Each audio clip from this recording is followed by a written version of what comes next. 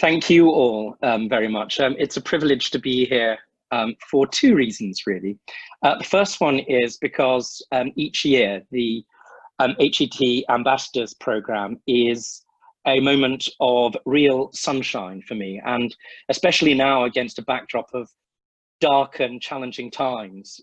What you young people represent isn't just a good news story, but something infinitely more profound, that each and every one of you takes personal responsibility, not just to become an advocate, but to become a personal witness, and to use the message, the stories, and all of the ingredients of the show to educate your community and to become personally responsible for that.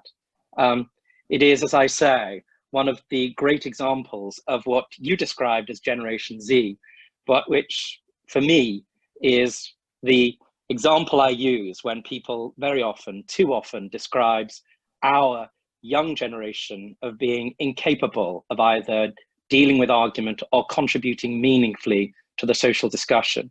It's a second privilege because I have to confess that rare for me, Lord Browne is one of my heroes, and I've seen him at a number of HET events, but again, unknown, and some people will be surprised by this, I've been too coy to go over and say hello. And there are a number of reasons for that. He's a hero for his work, of course, as a trustee of HET. He wrote a book called The Glass Closet, Why Coming Out is Good for Business, which was enormously important to me and the wider LGBTQ plus community because of his leading discussion at a time when it was challenging and unfashionable to have this discussion about renewable energy. And also because more than anything else, it seems to me from following his work for years, that he seemingly understands the inherent value in people, that they are the currency of his success, of the future, and of his business.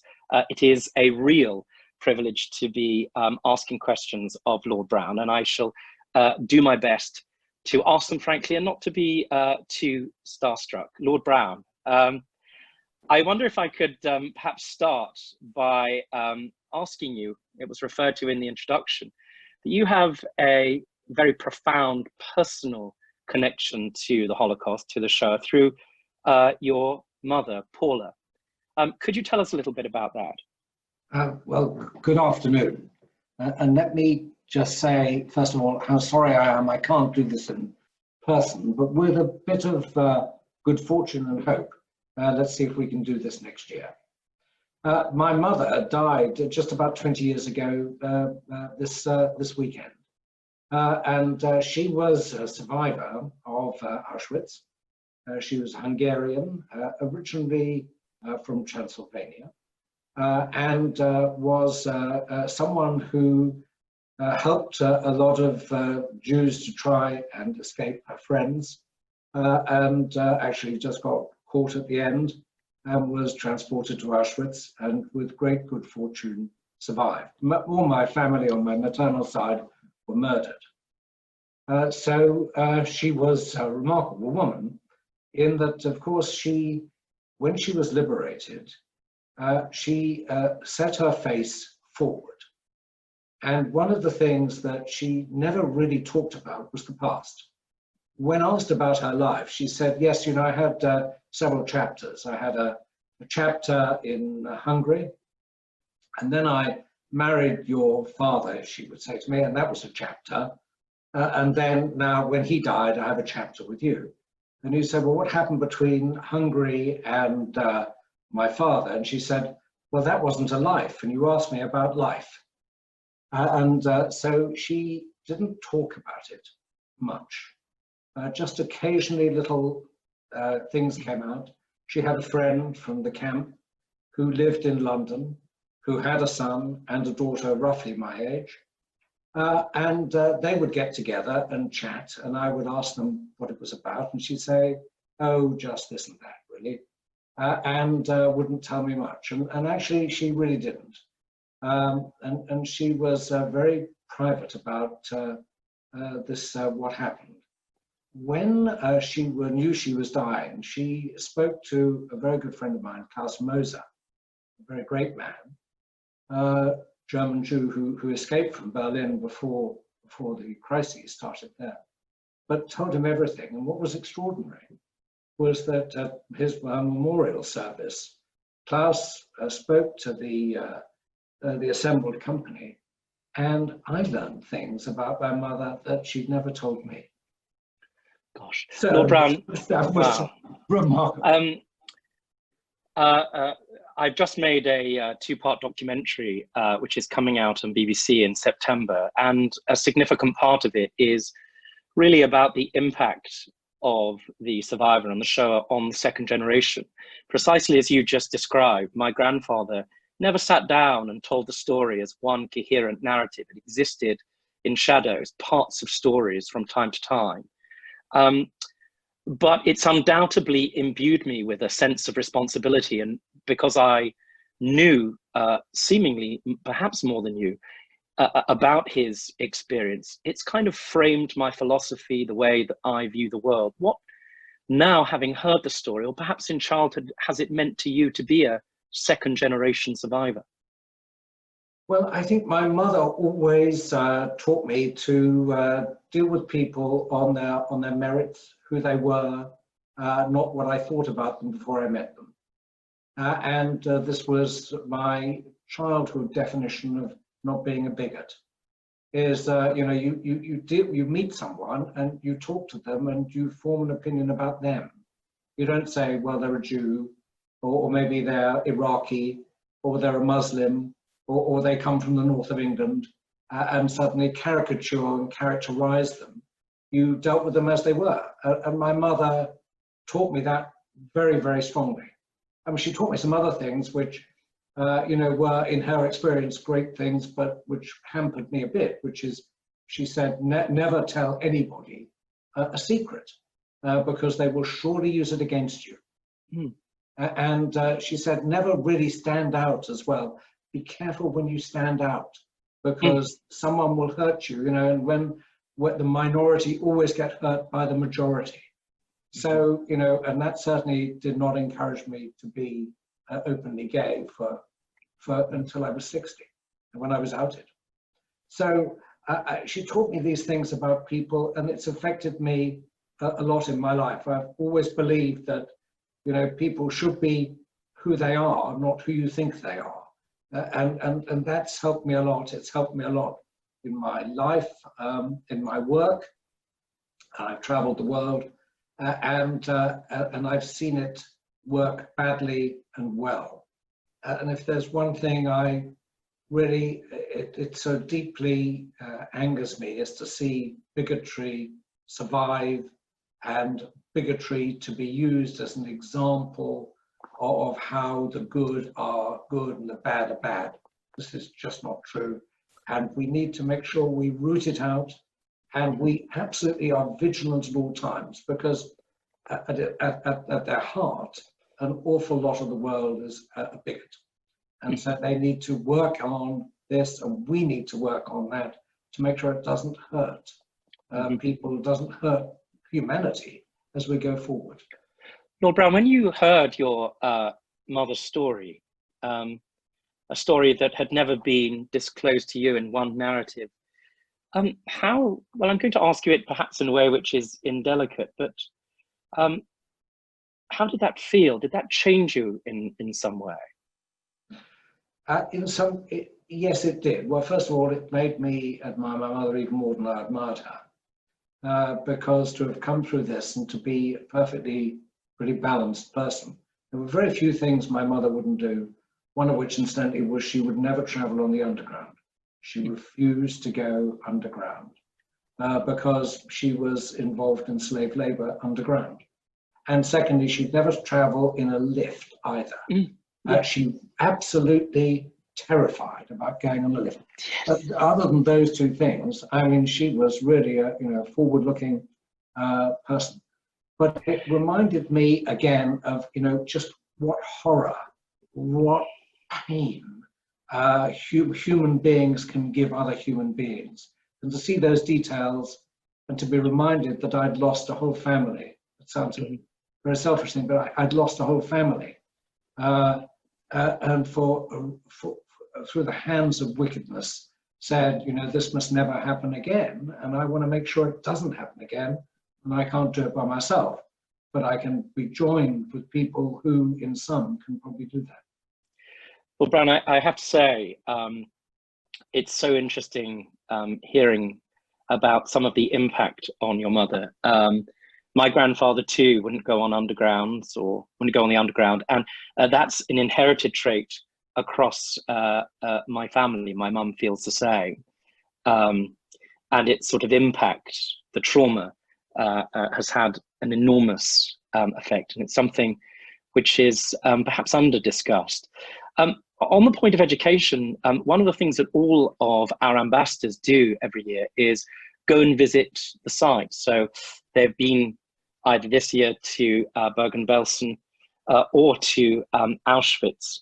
Have you been to Auschwitz, and what do you think is the significance of the program that HET provides about having the opportunity physically, tangibly to be in that space? So I've been twice, once without HET and once with HET. And it was the second with HET that was much more memorable, because I could see through the, actually, I really could see through the eyes of the people around me how it was really affecting them and how their eyes had been opened when they saw a factory of death in front of their very eyes. Of course, it's all cleaned up and it's all, you know, it's all a display. I remember when my mother refused to go. I mean, we planned many times, and every time, 2 weeks before, it got cancelled for one reason or the other. I got the message in the end that she wasn't going to go, but she did go to the Holocaust Memorial Museum in Washington. And when we left, I was very affected by it because she laid flowers on the Auschwitz memorial. And I cried, and she said, "What's wrong with you?" And I looked at her and she said, "It's a museum. It doesn't smell and there's no noise." And that was it. That was it. And I was reminded when I went to Auschwitz, there was no smell and there was no noise. But it's a very powerful reminder of what goes on. And it absolutely, I think, changes people's views. The first time I went, there were, it was actually in the summer, and people were jogging around the site. And I thought that was also, it sort of reminded you that this is a memorial and we need to treat it carefully, but it's part and parcel of every day. It's very important that we see this, but it's not the end of everything. It is but one factor in thinking about the future, which is how do we make sure that bigotry, discrimination, all matters do not get in the way of human development, and that this particular Holocaust never happens again. Lord Browne, of course, your success has been as a very celebrated leader. Our HET ambassadors are the kind of true articulation of leadership within their communities. Can you help us perhaps explain a little bit about what your core values are as a leader, and what qualities perhaps our ambassadors should carry as leaders and critical agents of change? Perhaps I can talk about the ambassadors first, and why I think ambassadors are so important, really important. And there's one thing for people like me to talk about my experiences, and probably I find them very interesting, and maybe other people do too. But I am several generations away from people who need to begin to think about the shape of humanity going forward. And it's so much better that if people of one generation speak to the same generation in their own words, in their own experiences, and communicate and dialogue between themselves. It's always much, it's almost like having a role model, if you will, in business. I've always found that in business, when you when you say to someone, you really must do something, they look around and say, well, who like me did that, and what happened to them? Where's the role model? And role models and real examples and real people are so much more important than lectures and words. So that's why I think this is the most important thing we do. I mean, I'm sure that other people think there's other things which are important, but of course I would say this is the most important thing we do, because it allows us to communicate really well. What was the first part of your question? I think you've answered it perfectly. If so no further questions on that one. Earlier on, I referred to a book which was very important to me, and you told part of a story which resonated deeply with me. My grandfather used to say, never tell a secret and never push yourself forward. And the reason for that was because one of his experiences in the Shoah, where he found himself in a queue, in a line, where those people who were pushing themselves forward ended up in the more punishing and dangerous work. And in fact, none of them survived. And that was his lived experience. And also there was a danger in being open and being honest about who you were. You wrote a book called The Glass Closet, Why Coming Out is Good for Business, about being yourself. It was a book that was seminal, important at the time, and extremely courageous. Could you just talk a little bit about that work and why really being who you are, being honest, being authentic, and being, if you like, an advocate for that identity and for who you are is important? So I, of course, was not consistent with what I thought after I'd come out, because for 60 years, I think, given my background, which I've talked about, given the law when I was growing up, and even when the law changed, when laws change, behavior lags the change hugely. Being gay and doing something about it was illegal, of course, and then it was subject to blackmail. And then I concluded, actually, it was not appropriate for business. There were no gay people. There were no role models. And when I was outed, I realized I thought to myself, I'd thought to myself for a long time that maybe the world would end and no one would talk to me if they knew I was gay.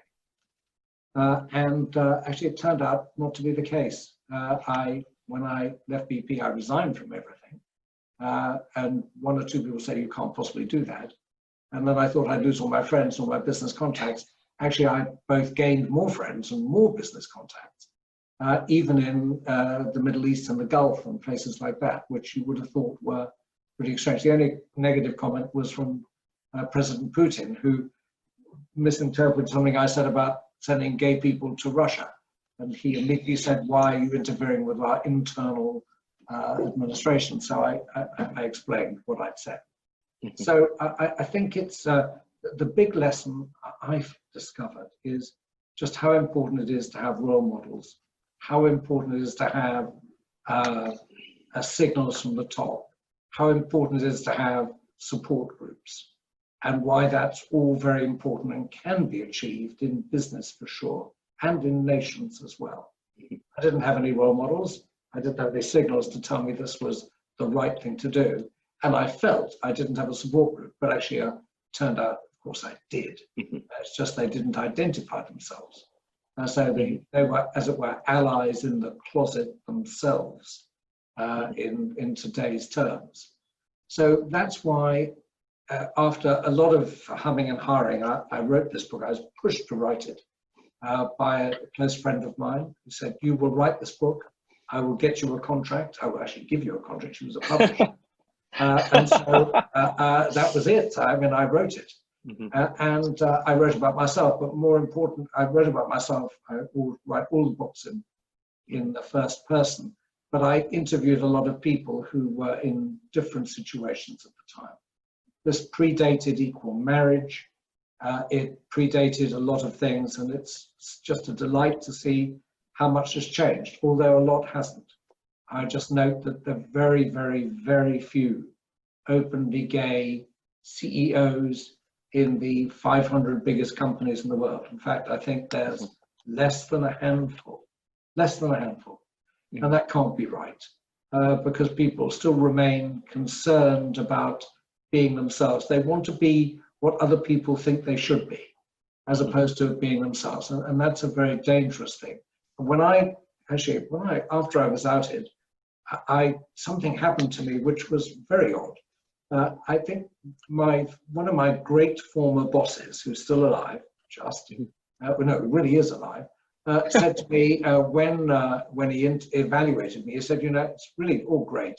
He said, but I wish there was more sun than there was moon.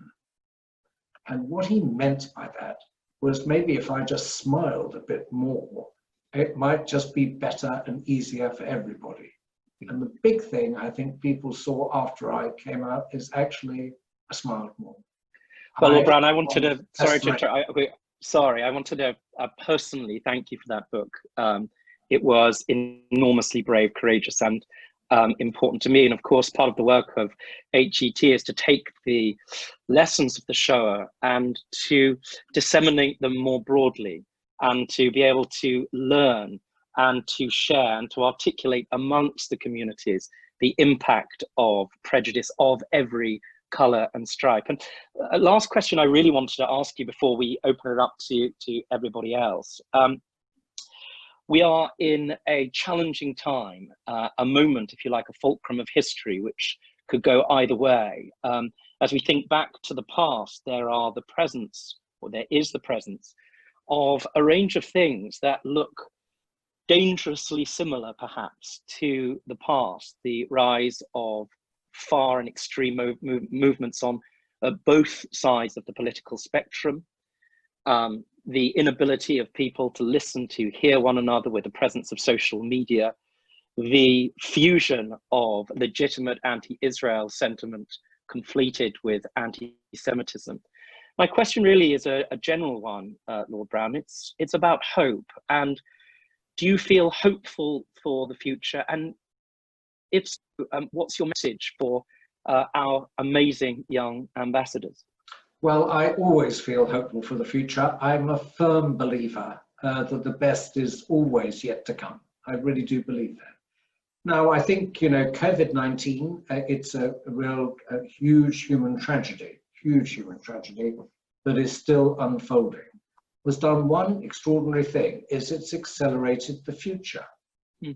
So a lot of the trends that we saw pre-COVID-19 have really been pushed forward very strongly, both good and bad. And actually some things which were annoying may be no longer annoying. And some things that might be really damaging because they're bottled up may come out and actually be good for the future as a result of that. So you can list them off, Clearly we were being deglobalized. The connections between countries, that was beginning. That's really accelerated with COVID-19. Look at, after all, what the US has done to corner the market for a particular drug for COVID-19. I mean, that wouldn't have happened a few years ago. Pick another one, AI, for example, has really been accelerated because actually we want more help. We want more help in what we do in communication, in business, than we had in the past. There are other things which have to be accelerated. I firmly believe that using broad economic dry terms, is the shares of profit that went to capital and labor got into the wrong proportions. Too much money went to capital, too little to labor. And that, I think, has been exposed and will have to be changed as we go forward. And some of that is very important.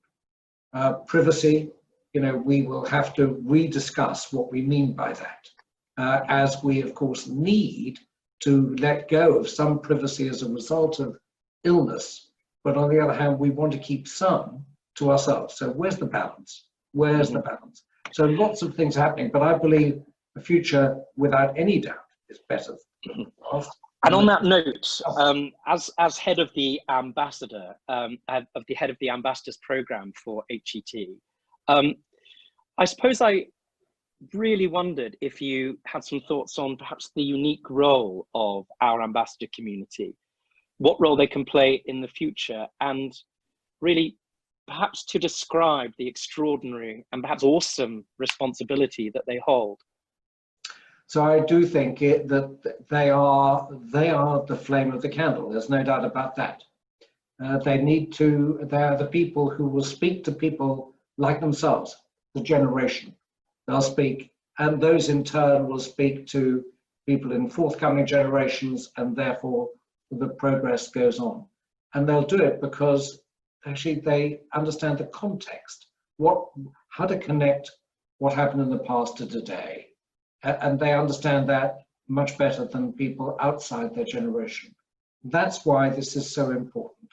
It really is. I mean, otherwise, I just want to make sure that, as they say, it's not a good idea to have a set of people who get to be 1 year older every year and no one joins them, because pretty soon they're too old to do anything. And I think, the ambassadors are there and they can do something, and they have great futures ahead of them. Well, Lord Browne, as I said, it's been a privilege to listen to you, and I can't come close to describing as eloquently or as clearly the critical importance that the role of HET ambassadors have and are, and who and what I think they represent. I think they represent the very best of who we can be within our communities, and of course from their generation.